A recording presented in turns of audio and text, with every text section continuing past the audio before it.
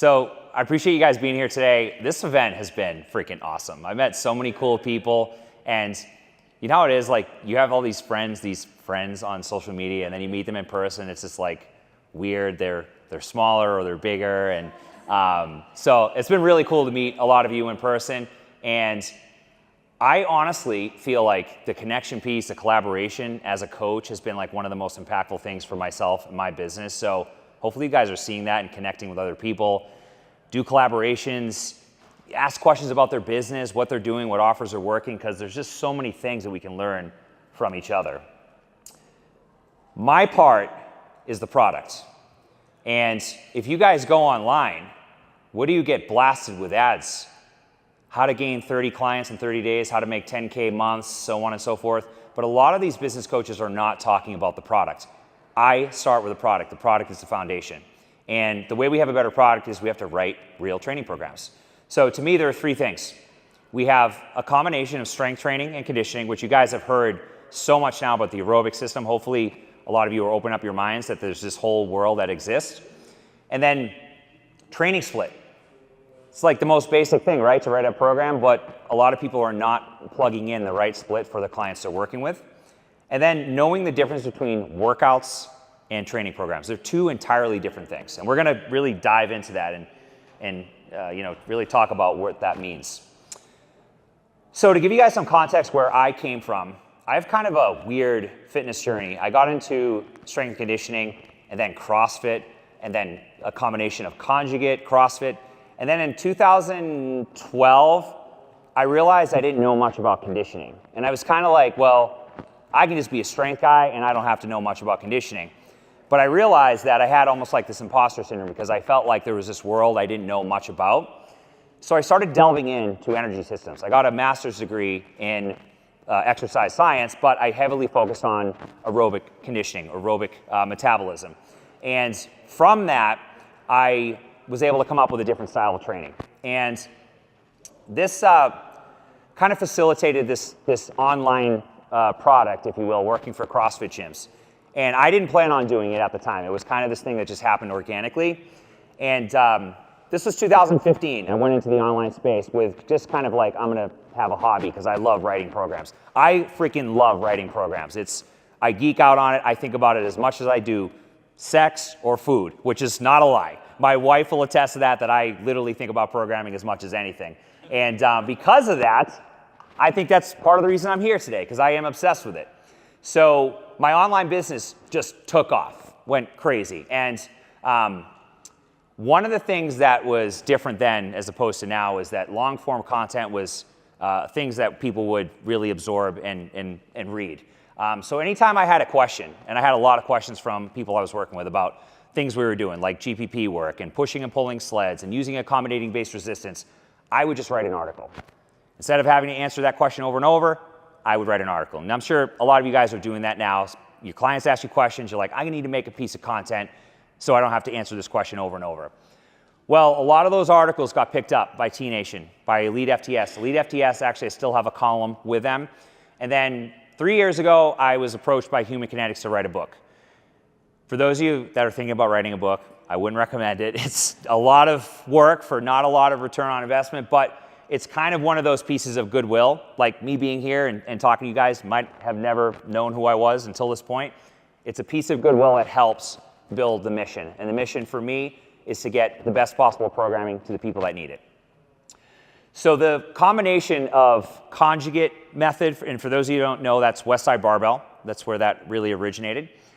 With aerobic conditioning has brought me to the point where I have a B2C part of my business and a B2B. My B2B is educating people like you guys. My B2C is training. So right now we have about 1,000 subscribers on our low ticket subscription, and I have 3,000 coaches that have gone through my systems. Okay, so a lot of the stuff that I'm talking about today is real world, things that we've done, things that we've seen in the trenches, and a lot of practical application. Biggest, most important thing here is that I am a Led Zeppelin fan. All right, that's all that matters to take anything from this. I love Led Zeppelin and I love music, and hopefully some of you are gonna come out to karaoke tonight because I would love to make a fool of myself in front of all of you. It'd be awesome, so. All right, so now we got that part out of the way. 3 perfect Three tenets of the perfect program. Aerobic conditioning and strength training, and I think that my job is a lot easier today because of Joel Jamieson. Hopefully you guys saw his talk. Dr. Alyssa, her talk was off the charts. She went into some of the adaptations from aerobic conditioning much better than I can. But we're gonna talk about it in a very simplistic way. And then this training split. What is the right training split for the people we're working with? There are a lot of options. We got push-pull legs, we got body part splits, we got upper-lower, full body. Austin did a great job talking about posterior anterior, right? Was that the split? Which is a kind of a new one for me. So a lot of options there. And then number 3 is using a process to write a program, okay? Just like you'd use a process to scale your business or client relations management tools, that is an integral part of writing a good program. So key number 1, combination of aerobic and strength training leads to long-term results. How many of you guys have seen this image? I used to live by this fucking image. I was like, this is it. You don't need to do any cardio because it's gonna waste away your muscle. You're gonna get fatter. You're gonna lose power. All of those things we used to think to be true. Guess what? I was wrong. I was completely wrong. And one of the things that actually opened my mind up to the possibilities was including aerobic in my own training. So when we think about what this means, concurrent training, most people are doing some form of it. They're training multiple qualities of fitness within the same week, but they don't put a term on it like concurrent or hybrid training. And really the question to me back then when I started to delve into this stuff was, can we have it all? Can we improve power? Can we improve strength? Can we add lean tissue, but also improve endurance qualities? And the short answer is, yes, we can. It's being done. We're doing it. Lots of people are doing it. But there are some things that we definitely need to know before we go into a hybrid style program. And then some common misconceptions, all the things I just said. Losing muscle, losing power, losing strength. Those are misconceptions, and people are still talking about that. So you probably have seen posts that are talking about don't do X, Y, Z because you're going to lose strength and power. Most of it's bullshit, unfortunately. And guys, I really think this is the holy grail of training, the combination of these things. So some things that we want to avoid. I believe that strength is its own quality. I believe that conditioning is its own quality. We put these on their own days. Now, Joel yesterday said, kind of spit in my soup a little bit. He said, do your strength work and then do your conditioning work on the same day. And I think we have to ask whether or not the individual is going to dictate that. So if you have someone that's doing nothing and we have them potentially do multiple qualities on the same day, can they get a bang for the buck? Sure, but by and large, if we separate these qualities, we're going to get a better result. If we focus on strength training on one day and make it its own session, we tend to get better adaptations from that. So one of the things I try to tell people to do, especially the CrossFit crowd, I have a lot of former CrossFitters, they want to try to do it all. They want to do a strength piece, they want to do a Metcon, they want to do some type of finisher all on the same day, and then they want to go run a 5K, which I know sounds crazy, but people do that. So trying to just be a little bit more streamlined, a little more focused, and having a really clear intent on what you're doing and why you're doing it is a great place to start. So aerobic conditioning, what happens? We improve our ability to recover. We add more mitochondria, the efficiency of mitochondria. We improve the process of generating more energy for repair. These are things that Dr. Alyssa talked about in much higher level of detail than I can. But if we think about just kind of the functional capacity of the heart, things that happen within the heart that allow us to improve things like work capacity, these are done with aerobic training. And unfortunately, we can't just lift weights faster to get these adaptations. We need to prioritize some level of sustainable work. And I think probably one of the bigger pieces to this is the psychology. There's a lot of things that happen in terms of just a training program that only has strength and hypertrophy. If you have some level of conditioning, it's kind of more nuanced. It gives someone a break from just lifting weights and doing resistance training.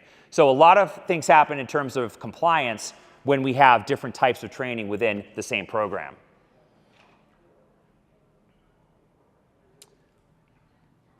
No, this is not an ultrasound of the heart. This is, of pregnancy. It's an ultrasound of the heart. And there's two really different things happening here. One is more thickening or concentric hypertrophy. This happens with weight training, resistance training, heavier loads.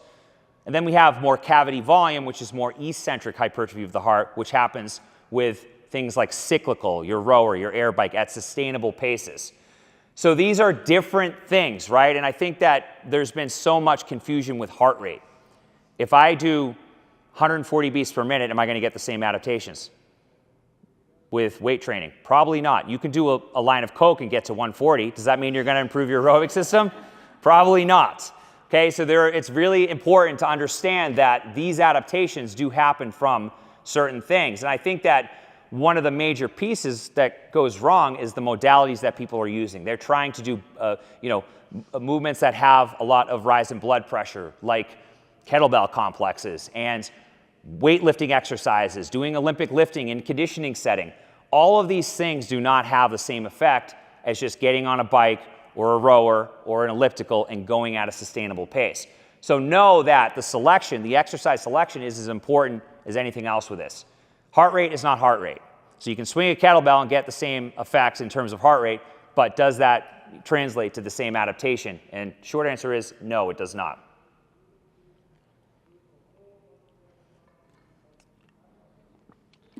So these are 4 methods I use. And the caveat here is that we have to find ways to trick people to do this stuff. People don't want to do cardio. They also will not do it if you just say, do optional cardio for 30 minutes. So it does need to resemble training. And the way that I do this is I use combinations. So zone 2, everyone's heard of zone 2, especially after this weekend. It's a great thing in theory, and there are ways that we can make sure we get the most from it. However, compliance is the #1 thing. If someone doesn't do it, it doesn't matter what it is. They're not going to get the bang for the buck that we want them to. So I combine various elements with my zone 2, my cyclical pieces, like we've heard a lot about this weekend. So that might look like using an air bike, getting off the air bike, doing a light loaded carry, stopping your carry, doing some jumping rope, maybe even some skipping or some body weight things to be mixed in there. If you put that on paper, it looks very different than 30 to 40 minutes of cardio. So use this stuff. I actually did a test on my training subscriptions. I gave, and this is out of 1,000 subscribers, I gave them the option on our aerobic day. I said, I want you guys to do 30 to 60 minutes of zone 2, cyclical. Here are the options. And then I compared that to doing a day that was set, where I told them exactly what I want them to do for how long, what type of RPE we're looking at, and the compliance was 50% higher with the latter. Okay, so know that how it's packaged is as important as anything else. Mixed modality. So this is when we include other things. This is kind of what CrossFit is in nature. It's mixed things. We're doing things like kettlebells, swings, snatches, clean and jerks, and higher intensity with this, so it's in a higher intensity method, but it's a good fit for someone that has a higher level of skill. I work with a lot of those former CrossFitters that have high levels of skill, can navigate the kettlebell, can navigate potentially doing barbell work in a conditioning setting. They do really well with this work, but caveat is it's definitely not for everyone. Sleds, carries, odd objects, phenomenal way to get both strengthening, posture, grip, core control. Caveat to that is what? We need to have access to odd objects, to sleds, to doing odd things that people might not have access to. So obviously taking into consideration when you're writing that program what someone has is important. And then a tempo interval is essentially doing interval work with an active recovery element.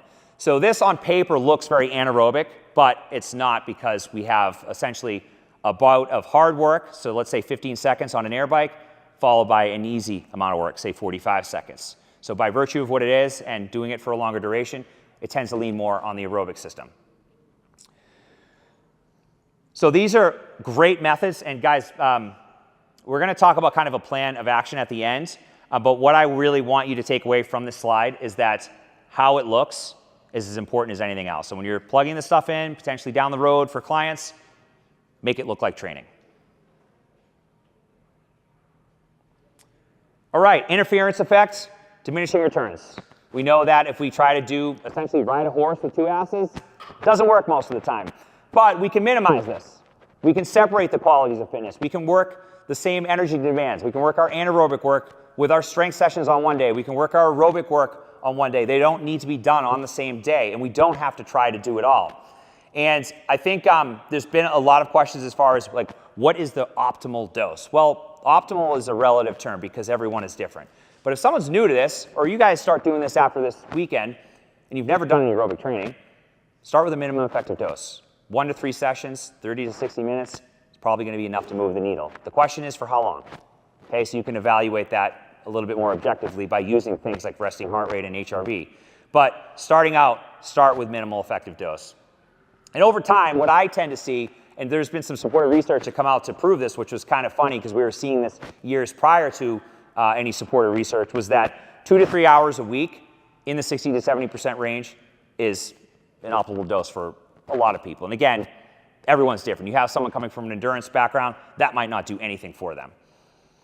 And then we touched on this already, but the mistake is we try to do the wrong things. We try to do local movements like push-ups and squats and pull-ups to improve conditioning. Those are different movement patterns. They work different amounts of musculature, and overall they have a different training effect. All right, so this is the stuff that I used to consider myself to be as more of a strength guy, and now I would say I kind of lean more towards the conditioning, which is crazy for me to say because years ago I used to just shit on people that did endurance work, and it's, you know, I'm like, fuck, a lot of these people were telling me like, you need to do more 5Ks because your aerobic, your endurance sucks. I'm like, fuck that, I'm just gonna do maximal strength work, dynamic effort, I'm gonna move weight. But the reality is that we do need a mix of both. Understanding strength training is very, very important, and strength is never a weakness. I love that quote from Louis Simmons, I think is the, it's funny, Louis Simmons is obviously the godfather of strength training, but he's also a great conditioning coach. He talked a lot about GPP, building the aerobic system, maybe not the same way that I talked about it, but he was doing a lot of these things for years. And this map here, as far as strength is concerned, maximal strength being at the center, it connects to literally every element of strength. You improve maximal strength, you're going to improve endurance. You improve maximal strength, you're going to improve speed endurance or power. They're all interrelated. So it's a great way to look at having some tools. So I'm big on deciding on a clear intent. All of your sessions have a clear intent. If you're training for speed, you train for speed. If you're training for load, you train for load. And of course, you can work a combination of these things. But again, you know, deciding on that intent, deciding on what is going to help move the client forward, what are the necessary methods to help move them forward. There's a lot of ways to train strength. And some of these might not be applicable to the people you work with. You might have people that never do dynamic effort training or maximal effort work, which is fine because they're essentially tools that you can have and use at your disposal, use with the right people. And one thing to note, we've got a lot of information about aerobic training now, and I think a lot of people said to me after the fact, wow, it's like kind of really challenged the way I'm thinking about the programs I'm writing.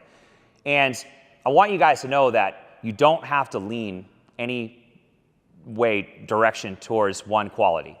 If you want, you can bias different qualities at different times. If you have a client that has a 45 resting heart rate, they want to gain lean tissue, you can bias strength and hypertrophy. On the other end, if you have someone that's overly stressed out, you can bias more aerobic conditioning. These are things that you do to write a fucking program. Workouts don't assess any of that. We are assessing the individual with these things and deciding what is going to help move them forward. And obviously there are a lot of things that go into that we're going to talk about.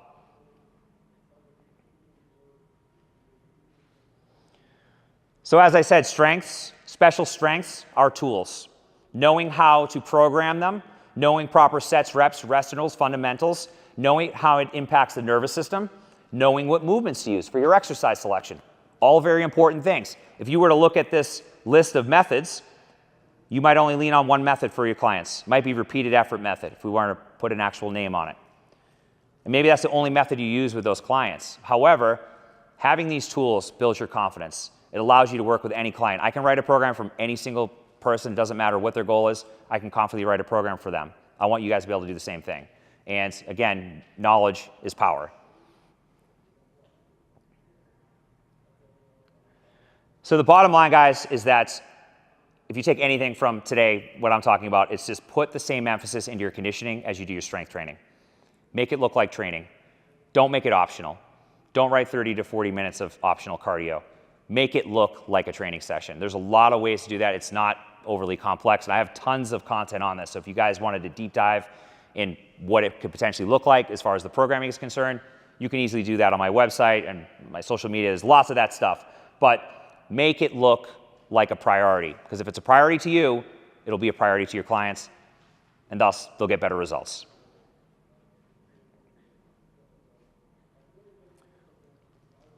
Programming key number 2 is the optimal training split. I think it's a make or break detail. I think a lot of people are doing the wrong types of training, the wrong training split that doesn't match their schedule. And if I was to run into 10 people in this hotel right now, 8 of them would be a good fit for full body training. 2 of them would be a good fit for a body part split. Just kind of law of averages of how it is. So if we know this, we can start using it to our advantage. So to me, the wrong training split doesn't assess their availability. That's the number one piece. If they can only train 3 times per week, body part split, probably not going to be a right fit. And if we're using the wrong split, then there are probably a lot of other things that are off, like your exercise selection, your sets, reps, and rest intervals, and then knowing where to plug that conditioning in. Where does it fit within that training split? But on the other hand, the right split aligns with their goals, their needs, but most importantly, their lifestyle, their schedule, what they're able to do, what they're able to have high levels of compliance with. And then, of course, we can get more granular with things like training age, injury history, being able to plug in things that align with them. Austin mentioned having people do things that they don't want to do doesn't make a lot of sense. I would agree wholeheartedly. If someone doesn't want to do an exercise, but it's inherently a good exercise, I wouldn't plug it in. I would give them a little bit of what they want versus just what they need. So this is my new client onboarding application. And full disclosure, don't take on one-on-one clients anymore, so I don't use this as much as I used to. I think if you guys saw Austin, he talked about having different categories of questions, which I think is a phenomenal idea to do. But these are just kind of some baseline pieces of information I get to understand where we potentially are going to go with their program. And all of this allows me to start thinking about reverse engineering the program to them. So when we look at things like their availability is kind of like the guiding light. That's the first thing we look at. How often can they train under worst case scenario?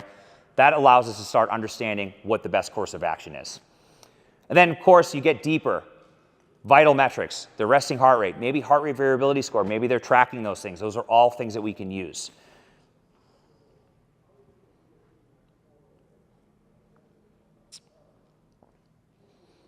So once we have this information, we've started the process, we can start relying on fundamentals. We can start relying on using proper exercise selection to match their ability. If they're just starting training with you and you have them doing complex patterns like a clean or maybe even a barbell back squat, might not be the right fit. So these are things to ask. And as we start kind of plugging in the things that make up that program, we start thinking about exercise order. And generally speaking, we want to go from biggest to smallest. So our multi-joint exercises, followed by our assistance or accessory exercises, and then maybe some isolation work or some abdominal work to finish things off. And then sets, reps, and rest intervals. I think this is a piece of the puzzle that people either miss the boat on completely or they go too close to supported research. A lot of supported research says rest 3 to 5 minutes. I don't know many people that can rest 3 to 5 minutes between every single exercise. That's potentially a lot of rest, right? So these are things that we can use to be more practical. If it doesn't align with supported research, doesn't mean it's wrong. We just need to make sure that it aligns with them, with what they can do.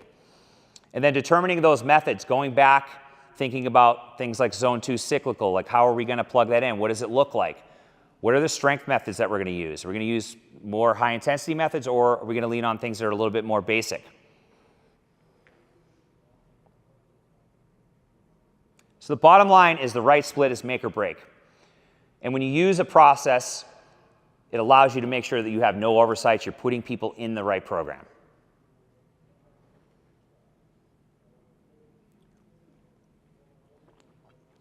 Does anybody know who said this? Dr. Mike, you gotta know. Who is it? Mel Sif? I think it was. It was Yuri. Well, Mel Sif and Yuri Verkhoshansky. Yeah, Yuri Verkhoshansky. Have you guys ever heard of the book Super Training? I know you have. Has anyone else heard of the book Super Training? I'm not saying you have to buy that book, but it is a novel. It's 700 pages. If you are a geek like I am, you might want to just have it as a reference book, because if you want to learn about things that are, again, maybe not your best use of your time, but it's a good tool to have it. Again, it builds your confidence. It's a great book. He said this comment, and I really love it, because we can make someone do 1,000 burpees. We can make someone do running, thrusters, and complex things and get them tired, get them sore, but is that going to help them long term? I don't think it is. I think we need a real training program to get someone where they want to go. And when we're thinking about this process of writing a program, having a template, something we can start plugging into, looking at a week view. I see a lot of softwares that are using only a day view. When you use a day view, you miss what's happening. You might have an oversight. Maybe you're working the same patterns or the same energy systems day to day, but because it's in a week or a day view, you're not able to see the entirety of the week. So having something that you can use that allows you to see what's happening and how things play out across the week is a great way to go. And I love using templates. I teach coaches how to write programs by using templates, having a process to systematically plug things into those templates. And again, taking into everything we just looked at in the onboarding, understanding their availability and how that potentially plays out. This is an example of a muscle building strength template, and we, like I said, can bias different qualities at different times. And this is a very basic version of that essentially has 3 full body strength days and 2 aerobic conditioning days. And if you notice, I think I mentioned, what does that potentially look like? On Tuesday is a good example where we're doing body weight, a loaded carry on both sides, some cyclical, and then we're resting 2 minutes between rounds. Okay, so that's an example you can potentially use.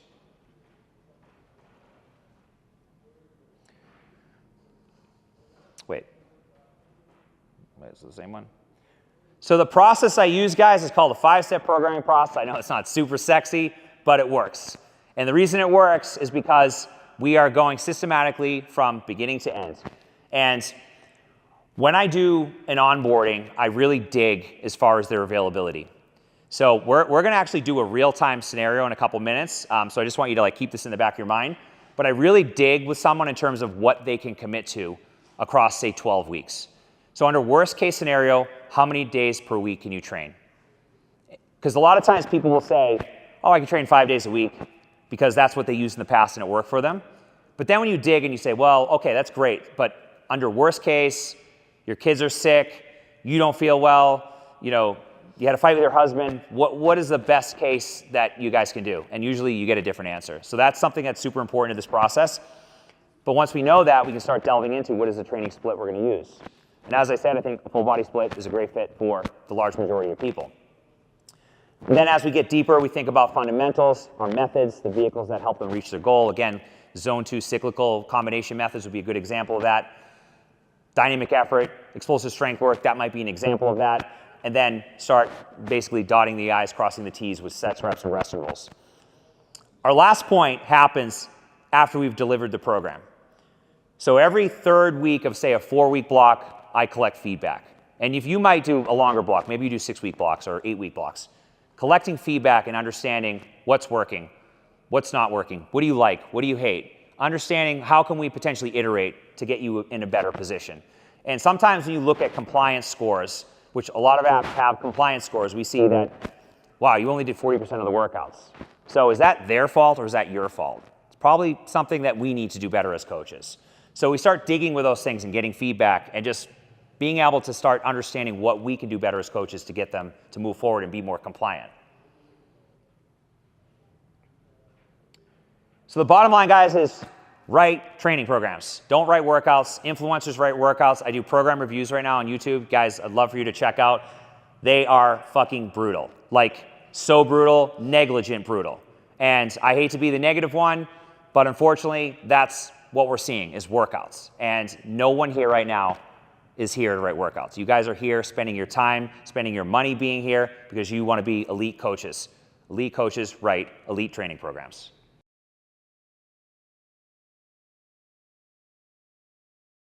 Virtually a number of times, and it always goes over really well, but I've never done it live until yesterday, and it went really well, so I think you guys are going to really enjoy this because this is a real-time scenario of a real individual that maybe some of you might see.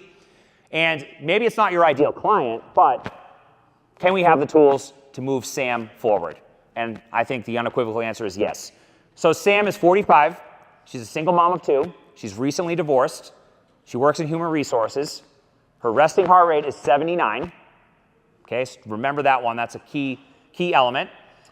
And then the rest of the metrics you can read off here. She's got 4 days a week to train, knows the foundational movement patterns, squat, hinge, lunge, push, pull, carry, knows how to do that stuff, and wants to look better.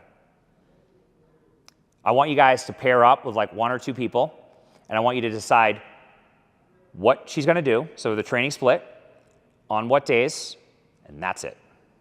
Any questions? I'm gonna give you a couple minutes, and then if maybe a few of you could be brave, I'll call on you. I wanna hear what you guys think, what you would do, what would be the best course of action, and then I'm gonna tell you what I would do. Cool? All right, let's do it. And guys, there's a lot of gray area with this, so like, if you have an answer that I don't agree with, I'm not gonna shit on your answer. I think being brave to do this is it's obviously not easy, but I do this exercise. We have a group that we support coaches with on Facebook. We do this exercise all the time, and they love it. And it always plays out where they're like, wow, I didn't think of this, or I didn't think of that, which is, again, how we learn. I didn't learn how to program from a CSCS or a master's in exercise science. I learned nothing about programming in that stuff. I learned by doing it. So I think this stuff is super, super important. So who wants to go first? Okay. The four of us came up with it. So she said that she could train 4 days a week for 45 minutes a day, but she's a busy mom, single mom, works a very busy job. So we did 2 full body days, a zone cardio day, a zone 2 cardio day, and then just like a cardio day that she could maybe, I mean, the likeliness of her actually being able to do 4 workouts a week, depending on everything else in life. So Awesome. So 2 full body days, 1 zone 2 day, and then an optional extra day. yeah. Awesome. Yeah, I love that. And I'm going to give you guys, I'm not going to tell you what I think right now. I just want to hear a couple, and then I'll tell you what I think. But that's, you're on the right path. Anyone else want to go? Yep. We were talking about her resting heart rate, and obviously a lot of gray area. We don't know her nutrition. We're Yep. assuming she's pretty sedentary at a starting point. She's sitting at a desk job most likely in HR, at least 8 hours a day. That is including commute, high stress, kids, divorced. All that to say, 2 full body days, like an anterior posterior day, and then a push pull on that second day, full body push pull, and then have a steady state or a zone 2, and then have a day where we're implementing more maybe those athletic things or better Phoenix people and college athlete, sled pushes, carries, things that maybe satisfy that part of her self that maybe she's been missing out on, that really kind of spark that excitement. Awesome. So you mean 3 days total. So 1 full body strength day, 1 zone 2 day, and then like an athletic development day, if you will. So 3 days. 4. Okay. Okay, awesome. I love that. That's both you guys' answers are, I didn't hear that yesterday, so they're good. Anyone else want to go? Yep. So this is me. Oh, okay. I'm not saying like it's actually me, but like I'm 47, I have 4 children, I have a sedentary job. Wait, 2 to 4 is very different. I'm 5. I have 3, and people are like, oh, like when you have your 3rd, it's only 1 more. I'm like, no, that's not true. It's 1 more. Yes, you're right. I don't do training, I don't do program. Like I have somebody who writes my program for me. Yep. And I can tell you what I do. So I do 3 strength days, I do a lower body, 2 upper bodies, so I split, push and pull. Yep. And then I do like a cardio conditioning day. Okay. So that's what you would do? Same? Okay. Which I like the conditioning aspect, like definitely just keeping up with my kids, being able to be athletic. Yep. Building endurance, that kind of stuff. How do you, did you see Joel's talk yesterday? So what do you think about that now? Have you like had any like paradigm shift? You're like, oh, maybe I should do it this way? No? I really like doing cardio and like the other thing too is like No, I mean more cardio. oh, doing more? Yeah. No? Okay. I like your honesty. If I have an extra day, like that's kind of the thing. Like if on a Saturday, I'll do Peloton, or Yep. whatever extra. But that's kind of just added on. I don't know. Awesome. Yeah, no, I like it. Yep. Mine was, we were talking about, mine was a little different. So I took a day away from her based on her busy schedule, so she had more time with the kids. And I did a lower, upper, and a full body. And with some added cardio at the end of it, carries, skiers, whatever, bike, whatever. Awesome. I mean, I like all of those answers, guys. There is a lot of gray area with this stuff, but to me, there are a few things that stick out. And actually, you guys, I think downgrading her to 3 days is a really smart move. And I think that someone that has that high of a resting heart rate, that's pretty high. She's high stress. I don't know what a divorce is like, but I heard they're fucking miserable. So I'm just going to assume that it's much worse. I can't really have empathy. I've never gone through that, but I can certainly have sympathy that it's very rough and probably rough on her kids and so on and so forth. So what I would do is start her off with like the minimum dose. I would downgrade her to 3 days. We'd see how compliant she is with that. I would do 1 full body strength session, 1 day of general movement, and 1 day probably of just steps. Super, super basic. It's not going to be like, she's not going to be sore. She's not going to be overly fatigued. It's definitely not going to add any more fatigue onto her. And that high of a resting heart rate, do you guys think that maybe zone 2, like doing cyclical aerobic, do you think that might be too intense, even at a steady state? Could be. Walking could get her there. So we just need to figure out what gets her there and what is the minimum dose. It's always easier to start with 10 sets per muscle group than it is 20. If you start at 20, where do you go? 30? I hope not, because that's, crazy. But we start lower, it's much easier to go up. So I would start her off and figure out what her metrics are when she does just a 30-minute walk. I would have her actually track her heart rate, see where it is. And then we can go from there. Because without that, we don't really know. Cyclical work or combination, anything that I mentioned, might be completely off the table. It might put her into zone 4. So those are all considerations. And again, I think you guys had some great answers. But I think when we get a little bit deeper and we understand, like, okay, well, how did this play out? Sometimes it plays out different. We can write the best program on paper, and it plays out completely different. And that's one thing that I think is missing, is the practical side of what we do, being very in tune with what actually happens in the trenches. Great stuff, though, guys. I appreciate you getting a little uncomfortable with that. So, guys, I want to give you some examples because I think seeing what has worked, what someone else is doing, this is what I do, and I have a lot of examples of these templates. So take pictures. These are pretty basic. You got your root variation here. It's not overly complex. It's definitely not going to get you likes or shares on social media. I've been posting about this stuff. It used to do really well on social media. Now it doesn't. I have had the same followers on Instagram for like 4 months. And unfortunately, I don't really care because I need to get this information to people that matter, like you guys. And if it's not sexy, it's not sexy. But this shit works. The older I get, the longer I've been coaching, more simplicity wins. It's not the complex. It's doing your squat, your hinge, your lunge, your push, your pull, your carry, doing it really, really well. Doing basic aerobic work. Yes, I know, not fun. I probably don't want to add more cardio, but after Joel's talk, I'm like, shit, what the fuck am I doing with my training? I'm literally going to die in 10 years the way I'm training right now. So, I mean, I want to be around for my grandkids. I have clients that come to me that are overly stressed out or used to come to me, and they want to get in the best shape. They want the transformation, and I get it. I want that for them too. But I also want them to be around for their grandkids, and that's what I tell them. So we build the foundation. Eventually, we open ourselves up. So someone that might be overly stressed, like basically almost everyone, might need more conditioning. So this is an example of it. 1 full body strength. People say all the time, can I get better with full body? Is it enough? Is it enough? Is it enough? Yes, it's enough. If you are true with reps in reserve, you're putting in maximal intent, if you're moving perfectly, it is enough. I train full body. I get better results from full body than I do body part. And it's interesting. Full body training works really well for beginners, but it also works well for people that are very advanced, because people that are advanced know how to go deep in the nervous system. They know how to push. They know how to move loads and prepare and warm up and ramp up over sets. So I find it to be a good fit to kind of bridge the gap between both beginner and advanced. And then, of course, you have people that, I have a guy right now I've been working with for years. That's been my client, who's got a resting heart rate of 42. And he's just on the never-ending quest to gain lean tissue.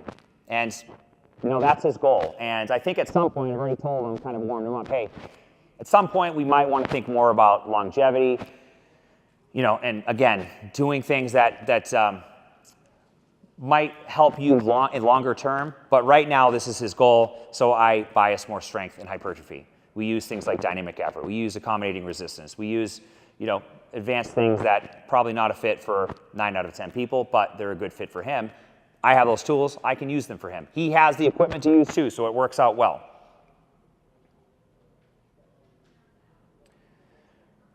So recap, we prioritize a combination of conditioning, aerobic conditioning and strength training. We get better long-term results. The trade-off here is that you're going to have to do some work to get people to buy into this. It's going to be more work for you. But remember, you guys are all coaches because you care. You want people to live longer, to feel better. Transformations are awesome, but sometimes we put the transformation on hold to fix what's going on, put out some fires that are happening in their house.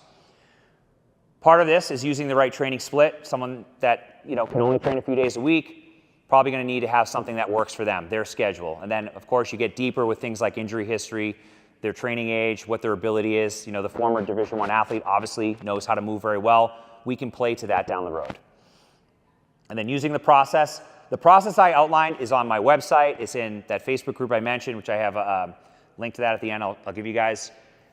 And again, it's not super sexy, but it works. And when you get used to that process, not only do you write better programs, but you write them faster. So it takes me about 20 to 30 minutes to write a 4-week block of training.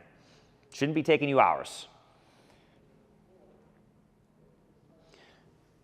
And this is the stuff that business coaches don't talk about. Like, how do your renewals come? Do you want to wake up every month and not have to wonder if someone's going to renew? I know I do. I like monthly reoccurring revenue. We have a better product. That's how we get it.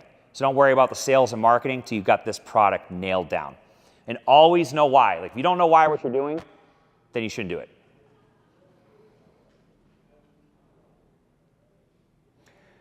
So my 90-day action plan, I actually added the slide. This was not yesterday. So I was like, the cool thing with this thing is that, the cool thing is with this event is that we get to present twice and potentially make it better the second time. The downside is I have to have fucking anxiety for 2 nights versus just 1 night. But either way, I wanted to add this because I think it's super important for you to do this stuff first. I wouldn't recommend leaving here and then plugging this into your programs. I gotta get the Aerobic, get the Zone 2 in there. Yep, we're good to go. Do it yourself so you know what it feels like. You know how you respond. And if you're not used to doing full body training, experiment with it. And again, like I said, I have tons of content on it. You can take it all and steal it and do the exact workouts if you want or make them your own. But I'll be honest with you, I'm not reinventing the wheel with what I do with that either. It is very, very basic, very simple, but it works. So try to implement this plan. And what I would like you guys to do is get a resting heart rate. The most basic thing you can do, first thing in the morning, lying down, get your resting heart rate, track that. If you want to go deeper, you can get trained with Morpheus from Joel Jamieson. It is the best heart rate variability tool on the market. It aligns your conditioning workouts to your trainability score for the day. It's going to show you where you're at as far as your heart rate variability score, which he's got a ton of great information on that. So I would recommend that if you're not using anything. But if you don't want to do that, you can just very simply track your resting heart rate. And this last piece is just being present with how you're feeling. I feel like the older I get, I'm saying these weird things I never thought I would say. In my 30s, I'm like, dude, I'm just going. I'm going to train. I'm going to do a max. I'm going to do for speed. And now I'm like, be present with your feelings and see how you're doing. And, I'm sensitive. It's good. I'm going to tell you right now, it's good. I used to be like a meathead, and now I'm like a recovering meathead, and I'm more present. And because I'm more present, I'm getting better results. I'm in better shape at 41 than I was at 31. And I really think it is because of all of these things. So I would recommend that you guys do this in your own training. And you don't have to reinvent your whole training style, but just play with it, see how it goes. I find that a lot of people are surprised that they get better results from training less. I've never had a client come to me and say, wow, you made me do so much less, I got worse. They always say, wow, you made me do so much less, and I got better. It's like, would you work less hours if you could make more money? Exactly. So be present. All right. I would love to connect with you guys. I do all my own social media. I respond to every DM myself. I don't have a setter or anything like that. And that's my IG. This group for coaches, we just started 4 months ago. We've got almost 2,000 people in there. It is growing. It's just an awesome place where we provide value. These are all things that you can do that don't cost you anything. So check out that group and just make sure when you add yourself to that group to answer all the questions.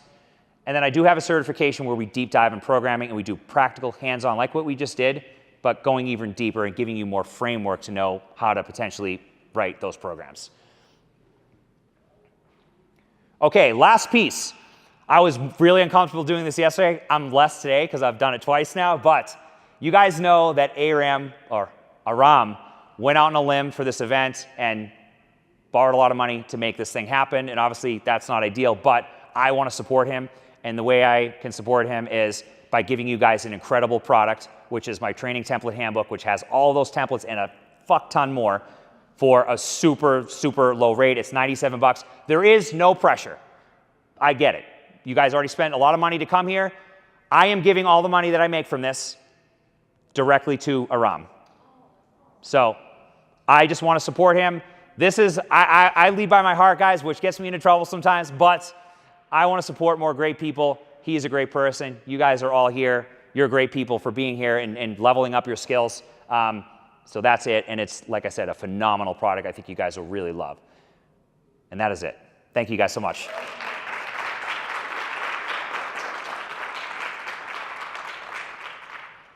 Any questions? Yep. So clients that do like snowboarding or other things on the side, how would you program that into your program? So I would say, well, they're not doing it all the time, right? So they go, whatever, they go on vacation and they do different things.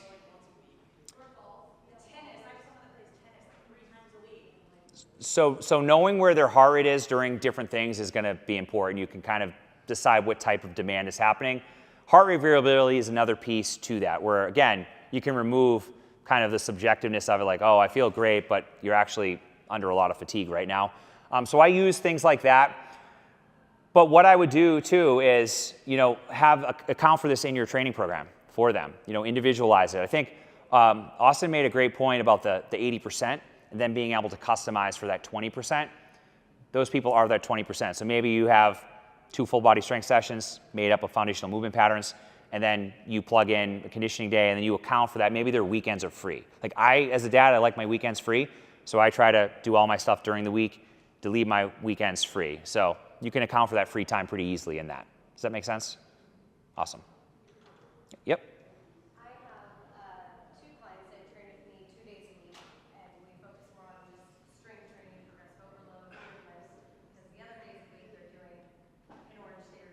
Mm. Or hit something, where they're just basically running around with their hair on fire for 45 minutes to an hour. What is your, I guess, take on that? How would you take their 2 days a week that you have them? Yeah, it's a tough conversation. I've got a lot of people like that too. I got a guy that does Brazilian Jiu-Jitsu and he gets hurt all the time. And like, eventually we have to start realizing like, okay, this isn't helping the overall picture. But I would account for it in the way you write their training program. Maybe we need more low stress days, more low CNS days in your training. Maybe those are their high CNS. I don't like things that I can't control. I can't control that. But in the same token too, if you tell them to stop doing it, that's going to alienate them, and I wouldn't recommend going that route either. They almost have to figure it out on their own. So maybe it just comes into play with the level of intensity in the programming that you're giving them. Maybe you downregulate it a little bit. Heart rate variability, again, another tool. We say, hey, you are fucking fatigued. Let's chill. Let's like trim one of those down, or let's sub it for a whatever other class. Like maybe the Peloton class, there's like a low intensity one, I think. I don't know much about it, admittedly. So yeah. So you just got to like tread kind of lightly with it and then account for it in your training. But know that eventually, if they're not getting to where they want to go, and you have to have the conversation like, hey, you want to go here, but we're not able to get there because of these things that are limiting factors, why don't we just try to remove it for a short period of time? Start with like, again, minimum dose. All right, let's remove it for 4 weeks just to see how you feel. And then we'll add it right back in. And maybe they do remove it and they're like, holy shit, I feel so much better. I did have one of those. She was doing F45 and now she's not doing any F45. Just straight training. So you already know the answers. Yeah. Just be caring and be kind and, like I said, all the soft, warm stuff. Yeah. Yeah, absolutely. Anyone else? Dr. Mike? Do you use any type of aerobic assessment to try to, like, if they're going to do something on the bike or the rower? Because a lot of times they want something more specific. You want to see if they're making progress, but you don't really know where to start. Do you do any type of aerobic assessment to know where to go? With one-on-one clients, I do the 60-second max air bite test, testing how quickly their heart rate can come down from around max. The reason why I didn't talk about that is like I wouldn't recommend doing that with just anyone. I mean, you could, potentially have someone redline, which isn't good. I do that. I've done the Cooper test quite a bit, but generally speaking, like my programs now are written for a very specific avatar for the masses. So I include like the 80%, like Austin mentioned, and then the individual stuff, working with individual clients, like most of you guys probably do. If we wanted to go deeper and do an actual assessment, we certainly could. But short answer is yes. Yep. What specific tools do you use with clients to measure HRV, resting heart rate, and that sort of thing? Train with Morpheus. It's by Joel Jamieson. He's like the pioneer of HRV. Am I correct? Yeah, there's very few people that have, I talked to him about HRV back in 2005. Yeah. Because he was one of the only people I could find that actually had data from actually doing it. Yeah. So he's been doing it for a long time. Not many people have been doing it that long, period. And when you start using that, you realize it's much better. I've used Whoop. I know there's a bunch of other ones, but I've only used Whoop and his pairs your score to the session. So meaning if you go do a zone 2 session, some days it's easier to get your heart rate to zone 2 based on the fatigue that your nervous system is under.